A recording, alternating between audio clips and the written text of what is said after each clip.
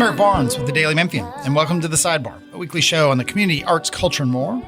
Today, we're talking with Jenny Davis, the Executive Director of Memphis Youth Symphony Program. So stay with us for a conversation with Jenny. Jenny, thanks for being here. Thanks so much for having me.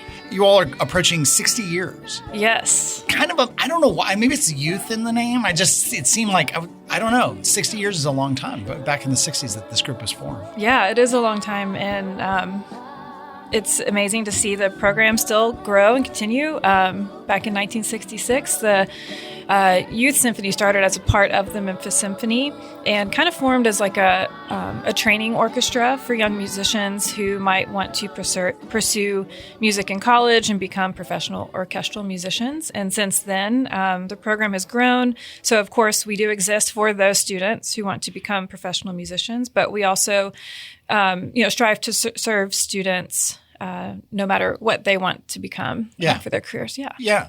So quick, sort of facts and figures and so on. You serve about how many kids, young people a year, give or take? 350 in our regular season from August through May. And there are different programs, different ways they participate. Like go through, hit the highlights of some of the different programs and we can dig into more. Yeah. So the fact that our name is Memphis Youth Symphony Program, it kind of sounds like we have one group of students, one orchestra, but we actually have 7. That's a lot. It is a lot. And it's great because we have programs for students who have been playing for like a year, so still new to them. That would be like our prelude strings group. And then we have all the way advanced to youth symphony. So all ages, our youngest student right now is 6. And then oldest, 18, senior in high school. Yeah. And are you working with schools, totally separate from schools? I mean, you're like the logistics of people being involved works how? I suppose officially we are separate from schools, but we work with music teachers in the schools to make sure students know about the program and our scholarship offerings. So the MYSP is great for students who they love playing music in their schools and they just want more. So they come on Sundays and rehearse together throughout the year. And we also have a lot of students in the program who don't have music programs in their schools. Yeah, and that's been a sad trend, right, nationally, not in public schools particularly, that just music education is one of those things people gets trimmed, and then suddenly it's not there, and other sort of arts and elective kind of courses, right? Right, yeah, that's the thing that we'll get cut from programs. And so I think, programs like the MYSP and others are more important now than ever. Yeah.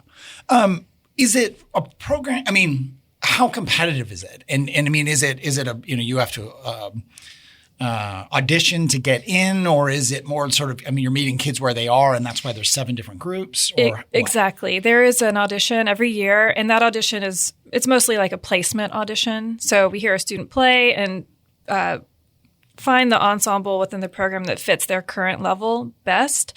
And our top ensemble, the most advanced one, I should say, Memphis, the Youth Symphony, that one's a bit more competitive just because it's limited positions and level is really high. And if I assume, you're a musician as well. You were in the Memphis Symphony. You teach at Rhodes, the flute, right? Mm-hmm. Yes. Right. It is a very competitive business. So I assume that, if you're going to make that part of your life, you kind of got to get ready for it. Yeah, that is very true. Is it as brutal as some of the stories? The overall competitiveness of symphonies, and is it as bad as people say? I think the positions, there are just so few of them. Gotcha. So in that way, yes, like in an orchestra and as a flutist, there are 2 flute spots and maybe a third for piccolo. And for an audition, you might have 100 people auditioning for one spot that comes open every 10 years or so. So, yeah. Yeah. What is that? And you've done that. How do you play music under that level of stress? Is that just, you have to, for most people, music is of some form of escape, if not relaxing or it is, it's a pleasant experience. Feeling that you're competing with 100 other people for this one seat is not a relaxing experience. No, it's not. It's a challenge, and it's one of the skills that we develop over time as we develop our technique and our musicality, also our audition skills. And that's another reason why we have the auditions for the MYSP, just to, practice that skill of auditioning and preparing for something under got nerves. You have to learn how to deal with that. And what's the balancing act with that? I guess because we're dealing with kids is encouragement, but toughening them up. I mean, there's sort of a tough love kind of situation. Does that maybe increase as they get older in terms of that sense of you really got to be prepared versus you don't want to squash someone's love for music or their interest in pursuing this? Absolutely. That's something that's very important to us at MYSP conductors and staff. There is that level, that someone may need to have to play music that is challenging. So it is a balance of remaining encouraging because all students are on their own musical journey, as cliche as that might sound, but it's very true. Yeah. The classical music for kids these age is more or less interest. I mean, there's Soulsville and the Music Academy there. There's all these other options, or not all, but there are other options for people. There's still plenty of kids who want to play classical music.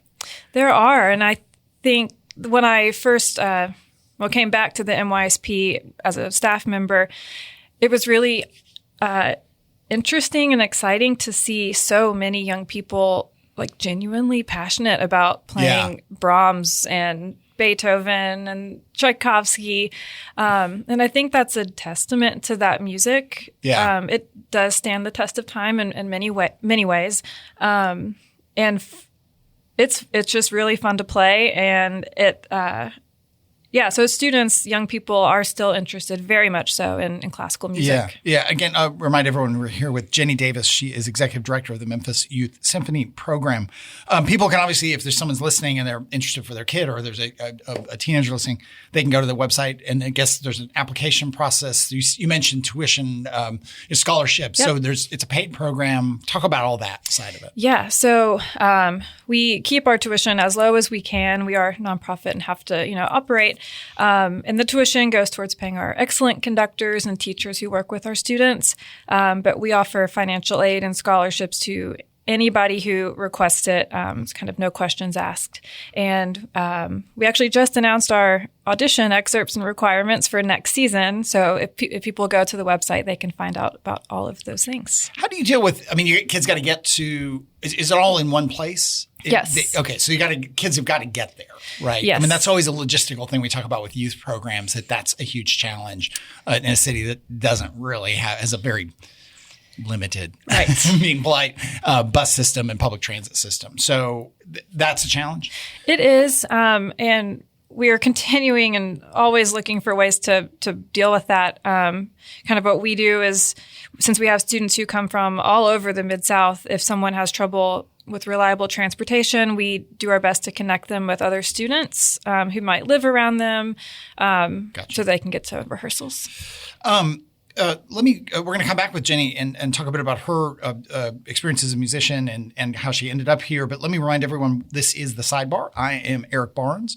The Sidebar airs on WYXR 91.7 every Thursday at 11:30. It's focused on the community, arts, culture, everything in between. It's not just a radio show, though. It's one of many podcasts we do at the Daily Memphian, including our morning podcast, the AMDM, hosted by Mary Casciola and featuring Natalie Van Gundy, who's sitting here producing this, and a lot of voices from the Daily Memphian every day, 5 days a week. We also have our Memphis Grizzlies podcast with Drew Hill and Chris Harrington. And we have our food podcast, Soundbites, hosted by Holly Whitfield. That airs on WYXR also every Thursday at 11, right before this show.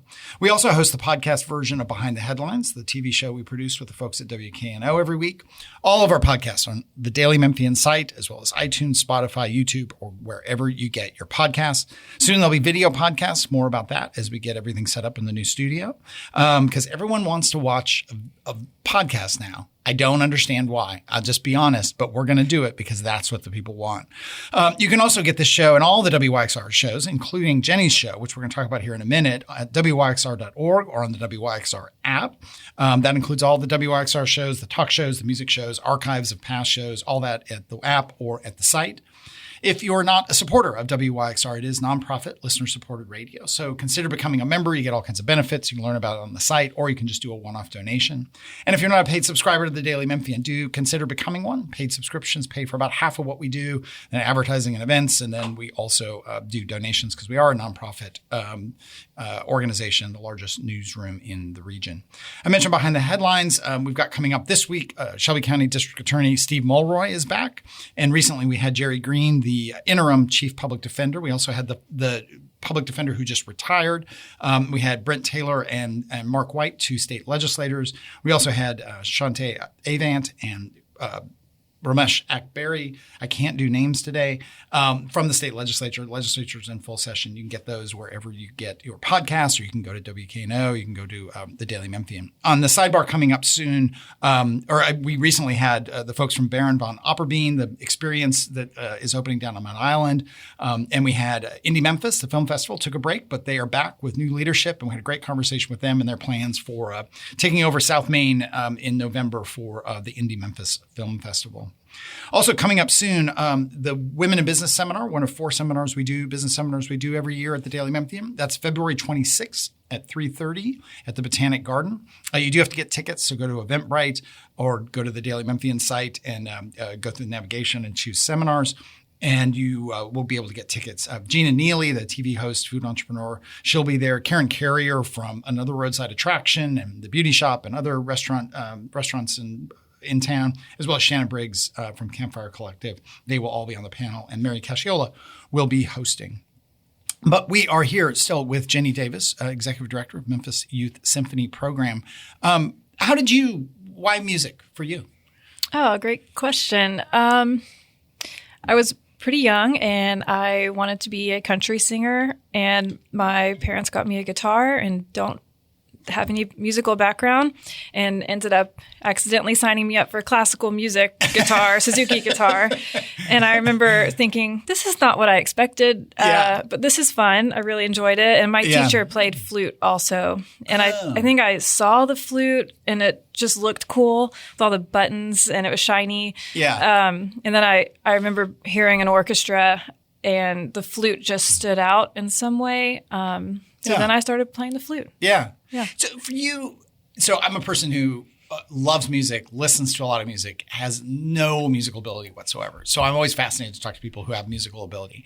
Was it easy from the start and you got better as you played more and learned and taught, or was it completely foreign to you when you started playing the guitar and then the flute? It was completely foreign to me when I started, for sure. But I do think it came relatively easy. And I think it's just because I liked it. My teachers at the time, I didn't like to practice what they gave me to practice, but I enjoyed playing. So I think I did a lot of playing rather than practicing until a certain point when I realized, there's something to what they're saying about practicing my scales. Yeah. And with classical, I guess early on, were you in youth symphony kind of ensembles and that kind of thing? I was in school band. Okay. And then eventually I made it into the youth symphony. And it's not jazz, right? So it's not free form. So you all got to be, the practice, and you've got to be in sync. And that's I assume with the programs that you do at Memphis Youth Symphony, like teaching kids, you're in this together in a way that maybe some music you're not. But with this, you really all got to be in there together. Absolutely. And I think that's one of the really fun parts about playing in a band or an orchestra, a large group of people. You're one person in that group of 50 or 80 people, but your part really matters. And so in that way, as individuals, I think it's a great way for students and for all of us to learn, coming prepared, and you matter, and and making that big wall of sound. So I think that's a really fun thing for people to experience. If you ever sat in an orchestra or near an orchestra, it's like, wow, there's so many people. Making this incredible sound. Yeah. And someone at one point wrote that music down. So it's really awe-inspiring. Do you all do with the kids any writing, any composition, or no? We do. It's not a main part of our program, but the last couple of years we've had a student composition workshop that happened in August, and we had students prepare original compositions, work on them with professional composers and then have their pieces played by professional musicians, which is pretty awesome. Yeah. But back to your, I guess, off track part, because so you start playing the flute, playing in band. Did you go to college? I mean, you pursued this, became a professional musician.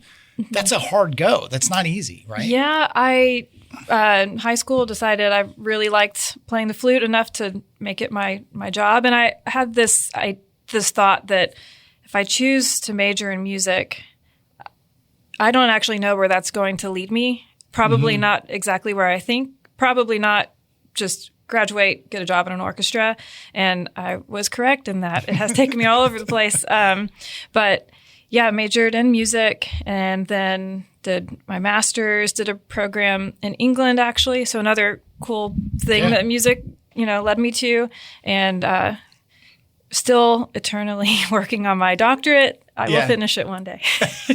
What's your doctorate? What's the focus? Flute performance. And teaching, yeah. And teaching. And when did you start teaching? I started teaching when I was in undergrad, a few private flute students, and then teaching at Rhodes College really was my first teaching at college job.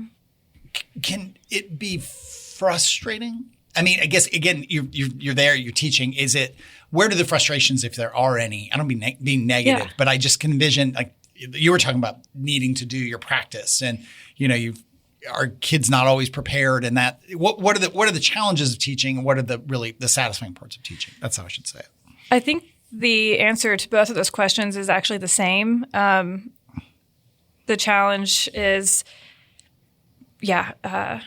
sometimes maybe a student is not practicing or you're not quite connecting with them in order for that to happen. But as a teacher, I feel like it's my job to figure it out and meet the student where they are. And so that's a challenge, but it's also really fun and rewarding. So when I'm teaching, I try to really identify what does the student want out of this to begin with? Is it to major in music, or is it they just like playing the flute and want to get more skills so they can play more things? I think it's finding that thing in each person, which is challenging, but also the most rewarding thing. Do you play other instruments? Not really. Not really. Okay. Because anyway, you talked about playing guitar. I gave the guitar up. You gave the guitar up. Okay. Okay. Blue Shift Ensemble is a group you're in. Yeah. Talk about that. Yeah. So that's a chamber music group started by myself and Jonathan Kirksey, who's a cellist in town and composer, a film composer. He plays with the Memphis Symphony. We started that back in 2016. I had done grad school up in Boston and got kind of in the community of composers and performers who are playing those composers' music. And it was really fun getting to work directly with composers in that process. That's something I hadn't really done very much of. I found it more... You were talking about classical music being rules. You must play it in this way. Yeah. With that, I felt like it wasn't so much the case. I could really be creative rather than just a technician at something. So I came back to Memphis and was like, I want to keep doing that kind of thing. So we started this Blue Shift Ensemble and kind of focus on playing new music, newly written music, and also collaborating with artists who are not classical musicians, whether that's visual artists or musicians in other genres. So we've just been chugging along for almost 10 years now. Yeah. Your show, Sonosphere, on WYXR, I mentioned, with Amy Schaffline, who's a friend of Behind the Headlines, has been on a number of times. She's with the CDC for the university area, right? United Housing. That's where she is now, United Housing. But I've seen her in there, and I guess I've seen you because I live in Crosstown, so I'll walk by in the booth and you can see into there. And so I've waved at her before, but I am guilty of never listening to the show. I'm a huge fan of Amy on the urban planning and, housing front. And so I looked up as I was getting ready for this. I need to be listening to that show. Yeah. How would you describe the mix of music that you guys have? So our kind of tagline for the show is the sounds all around us, and it's a very wide ranging variety of music. It's experimental, electronic, world music, a lot of world music. You'll hear a lot of Goner records on there. So it's really a mix of things. And often when we are doing a show, I'll play a record, she'll play a record. We'll kind of go back and forth. So it's a fun blend of each of our backgrounds and interests musically. But I think the common thread is just like curiosity and discovery. Yeah. Do you guys coordinate what you're going to do, or does she surprise you? It changes every week. This is actually a secret of Behind the Headlines, where Bill Dries from the Daily Memphis and I have hosted, or he's been with me co-hosting a guest on the show, however you want to say it, for 15 years, most of those shows. And rarely do we coordinate. And it usually works out great. Yeah, sometimes it doesn't, that. But I like when Bill surprises me with where he's going to go. We both know what guests are going to be on. That's not a surprise. But I don't necessarily know where Bill's going to go with some of these things. And he has so much history in Memphis that he can go in these different directions and I can go in these different directions. So that's fun. Yeah. Yeah. People can get, like I mentioned, I talked about YXR earlier. You can go to the WYXR app or go to just wyxr.org and, click on shows and get the lineups and the last 4 or 5 shows, which again, I need to be listening to that. For you, what do you listen to? Is that the kind of music you listen to outside of, or do you listen to country music? Like you had an interest at one point in your life. You think of people, classical has probably a very unfair perception that people who like classical music or play classical music are elitist about it. Oh, sure. And that's just a kind of stereotype that I know not to be true. And it's obviously not true when you look at this Sonosphere playlist and the things you guys are putting together. But again, long wind up to what other music do you listen to? Do you enjoy? I think what I play on Sonosphere is more what I listen to. Much of it actually is what you could call classical music. It's probably just written in the last few years and might have more electronic instruments involved. So I think it's actually a fun way to hear what is classical music, but written today. And it's not a symphony, but it might be a small group or might be violin and electronics. Yeah. Still, it's classical music, but of today. So I do listen to symphonies every now and then, of course, but not every day. Is there I've asked other musicians this. Is there a kind of music you wish you could play but can't? Or maybe it's an instrument you wish you could play but can't?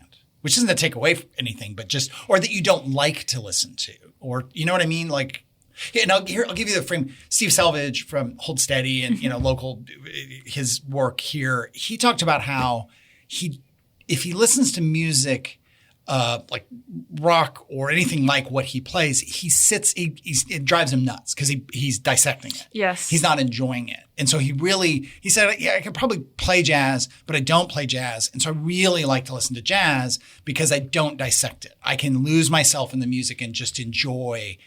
Whereas so many types of music for him, he's just breaking apart. Mm-hmm. Do you have a version of that or no?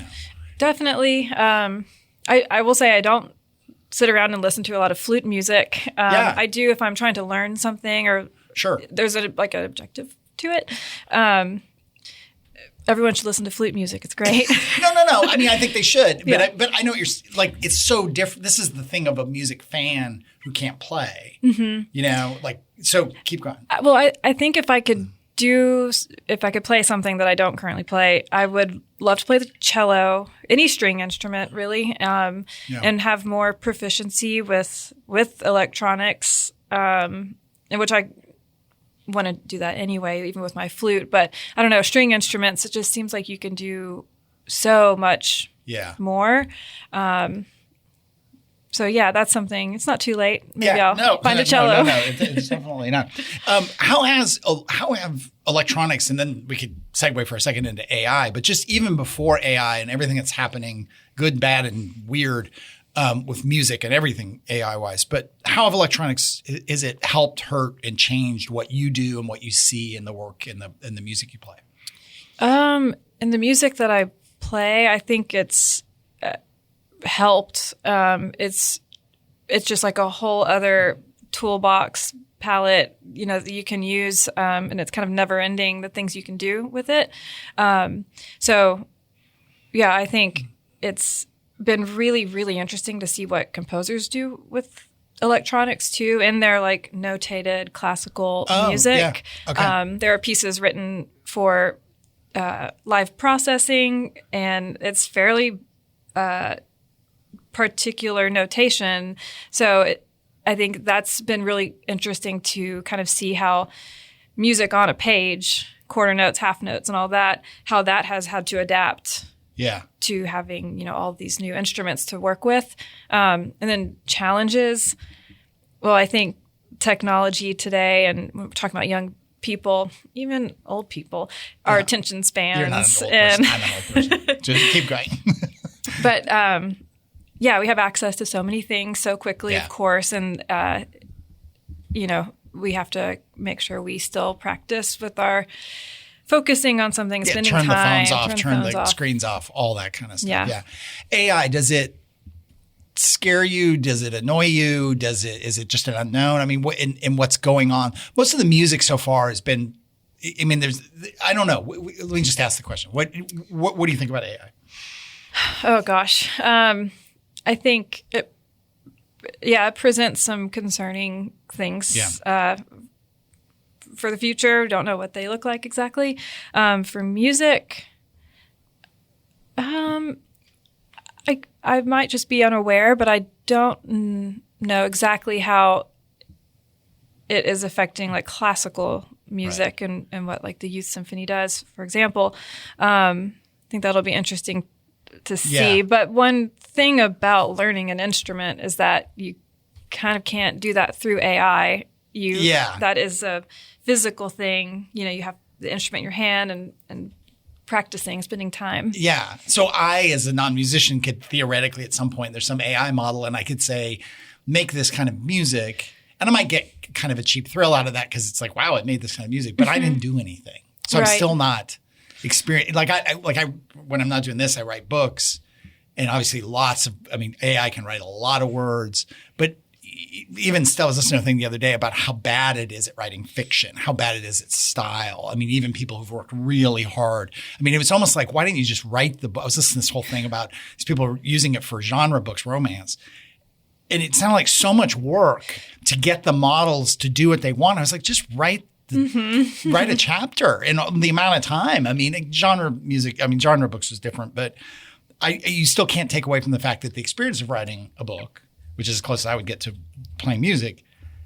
So what if I optimize a model to do that on my behalf? Then what do? I can watch more TV? I mean, that's no good, right? Yeah. I mean, that's kind of what you're saying. Mm-hmm. Yeah. And maybe one thing that will come from this is we get so much AI-generated content, and then that maybe will help us all realize the importance of things that can't be done through AI. And so, I think it also gets back to you can't replace live music. Right. Right. And that experience of being at a live show of a band you like or a band you didn't know about. And I think some of the stuff about AI, I was talking to a friend of mine, friend of the show, Carrie Hayes, and my final response was like, I think we all just got to go have more coffee together. Yeah. You know what I mean? We all got to go get a drink, a coffee, a meal, and it maybe for a lot of people reinforce this sense of, it's like a lot of people, my kids' generation in their 20s, they don't really go on social media. They don't do that. I have to have my accounts because of work, but I don't really go on social media. And I am such a better person for it. So even the fact that AI can do these things, go see Blue Shift Ensemble live. And that can't be replaced. Right? Oh, correct. Yeah. Okay. We'll leave it there. Again, Jenny Davis, Executive Director of Memphis Youth Symphony Program. People can learn more by going to the website. Just search for Memphis Youth Symphony Program. But that is all the time we have this week. Thanks very much. If you missed any of the show, you can get the full episode online at WYXR, at the Daily Memphian, or wherever you get your podcasts.